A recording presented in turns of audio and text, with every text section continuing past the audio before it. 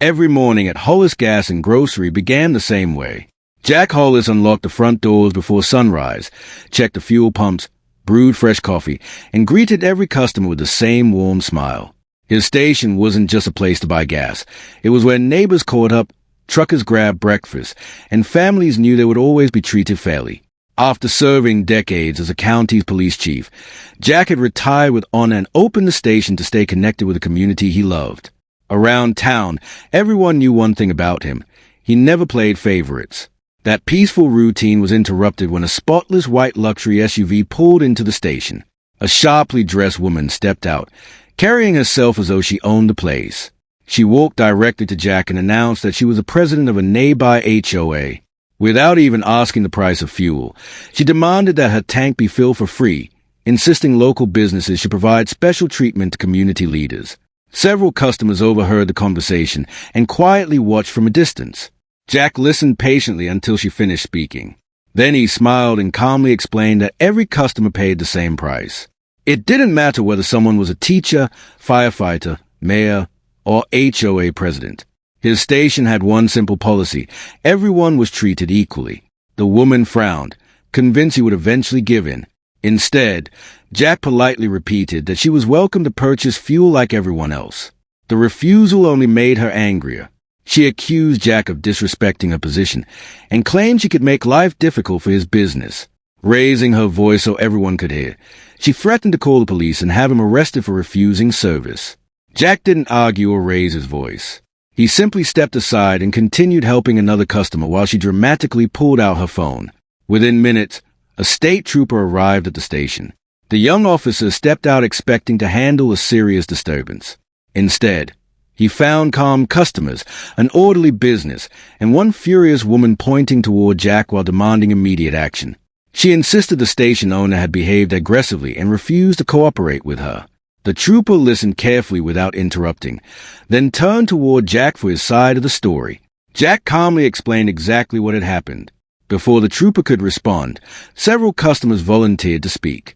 One elderly couple confirmed that Jack had remained respectful throughout the conversation. Another customer explained that the only thing Jack had refused was giving away free gasoline. Every witness told the same story, leaving very little room for doubt. As the trooper looked more closely at Jack, his expression suddenly changed. He recognized a familiar face almost immediately. Years earlier, while attending the State Police Academy, he had studied the career of former Chief Jack Hollis, a respected law enforcement leader known throughout the county for fairness and professionalism. Instead of treating Jack like a suspect, the trooper greeted him with genuine respect and thanked him for his years of public service. The HOA president looked stunned. She had expected handcuffs, not handshakes. Hoping to recover, she insisted the witnesses were biased. That's when one of Jack's employees quietly reminded everyone that the station security cameras covered every fuel pump and entrance. The trooper agreed that reviewing the footage would settle the matter once and for all. Inside the office, the video confirmed everything the witnesses had described. It clearly showed the woman demanding free gasoline while Jack politely refused. His voice never rose, and he never threatened or insulted her. The recording also captured her warning that she would call the police if she didn't get her way. The evidence left no room for misunderstanding. Returning outside, the trooper calmly explained that Jack had broken no laws.